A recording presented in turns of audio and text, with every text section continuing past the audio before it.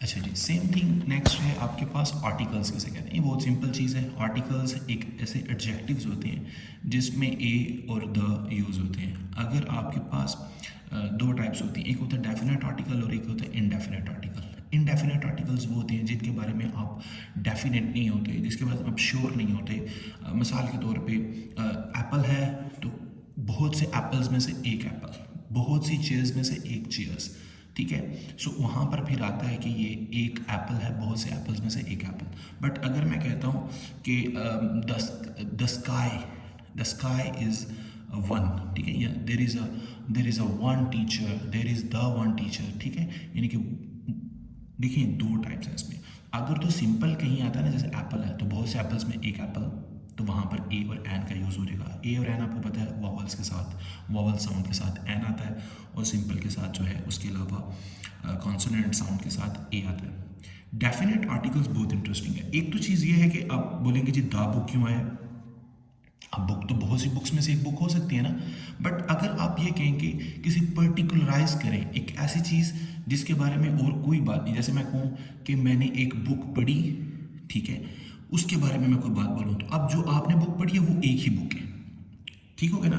The book he wants, वो particular book की बात कर रहे हैं, ठीक है। यहाँ पर वो जर्नल कह रहा था कि एक एप्पल, अगर उस एप्पल का कोई पर्टिकुलराइजेशन होता ना कि वो एप्पल जिसके खाने से वो बीमार हुआ, तो that is a particular Apple जिसको हम द एप्पल भी कह सकेंगे।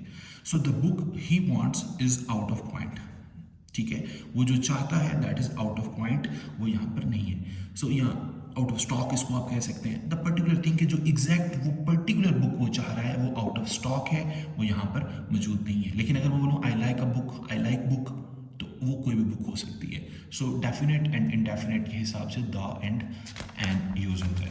इसी तरह नेक्स्ट हमारे पास है कि जो आपके एडवर्ब्स हैं, एडवर्ब्स इटसेल्फ क्या होता था, ऐसे वर्ड्स होते थे जो वर्ब को, नाउन को, प्रोनाउन को और एडजेक्टिव को एक्सप्लेन करते थे।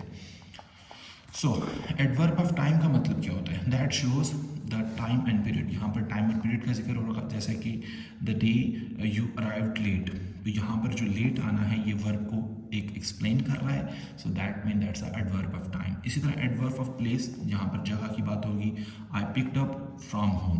पिक्ड का मतलब कि एक वर्ब है, बट इस वर्ब के बारे में उसने कहा कि इसको मैंने एग्जैक्टली होम, इसके घर से जो है इसको मैंने पिक किया है, तो ये उसको पिक करने को, उसके वर्ब को एक्सप्लेन कर रहा है, एक ऐसा लफ्ज़ एक्सप्लेन कर रहा है जो इटसेल्फ एज अ प्लेस है।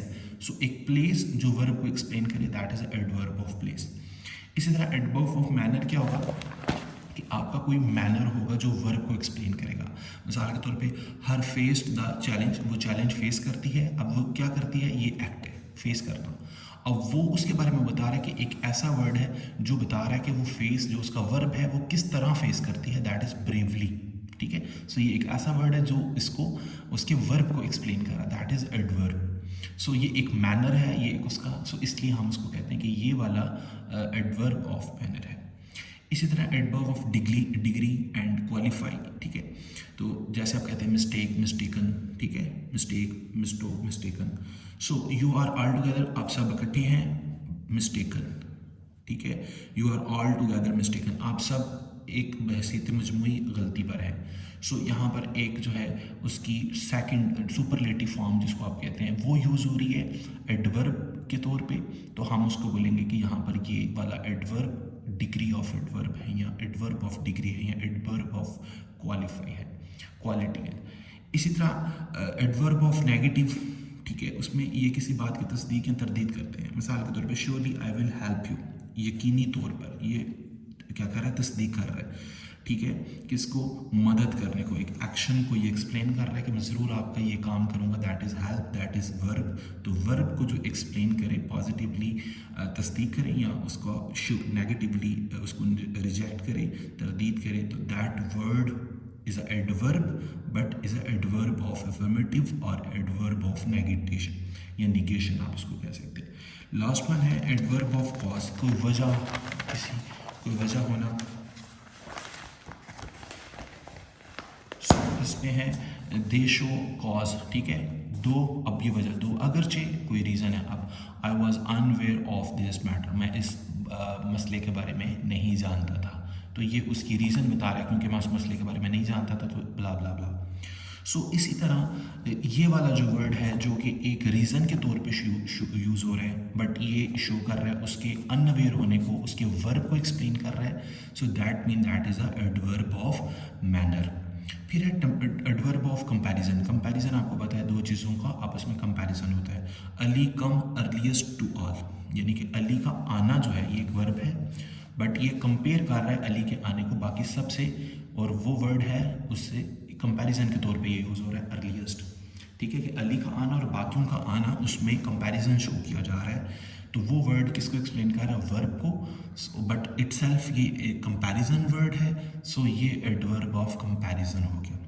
फिर एडवर्ब ऑफ नंबर या फ्रिक्वेंसीज, जैसे जो डेफिनेट भी हो सकती हैं और इनडेफिनेट भी हो सकते हैं। जैसे समटाइम्स, अब ये टाइम है, ये नंबर की बात कर रहा है कितनी दफ़ा या लॉट ऑफ टाइम्स, ठीक है।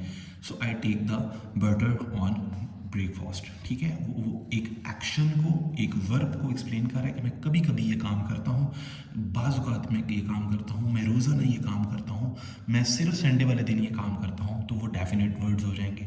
बट अगर मैं बोलूँ कुछ दिन, ठीक है, ये काम करता हूँ, दैट इज़ इनडेफिनेट। सो कोई भी डेफिनेट इनडेफिनेट में कोई भी हो सकता है, but that is shows the number of the times. इसी तरह इंटेरोगेटिव एडवर्ब यानी कि क्वेश्चनिंग के वर्ड्स इसमें यूज़ हो जाएंगे। मिसाल के तौर पे वेयर इज़ इट रेनिंग, बारिश कहाँ हो रही है। सो यहाँ पर जो वेयर है ये किसको शो कर रहा है कि उसका जो वर्ब है उसके बारे में बता रहा है कि बारिश कहाँ है, यानी कि उसका वर्ब की जो है वो इंटेरोगेशन हो रही है। तो ऐसा वर्ड इटसेल्फ एज अ जो है वो एडवर्ब है, but it is a adverb as a questioning के सेंस में यूज़ हो रहा है। इसको हम एडवर्ब ऑफ क्या बोलेंगे? इंटेरोगेटिव। इसी तरह रिलेटिव, मैंने लास्ट टाइम आपको बताया था कि होते ये भी क्वेश्चंस की तरह 5 Ws में से ही होता है, what, when, why and where, but ये आपके क्वेश्चंस के मिडल बिटवीन ये वर्ड यूज़ होता है, ठीक है। It is why that you reject my proposal, क्या यही वजह थी कि तुमने मेरा प्रपोजल रिजेक्ट किया, यानी कि जो उसका एक्ट था, उसका वर्ब है, उसको एक ऐसा वर्ड क्वालिफाई कर रहा है जो इटसेल्फ एक रिलेटिव हैसियत रखता है। सो इसलिए हम इसको बोलेंगे एडवर्ब ऑफ रिलेटिव या रिलेटिव एडवर्ब। नेक्स्ट आपके फिगर ऑफ स्पीचेस हैं, उसको हम नेक्स्ट में देखते हैं।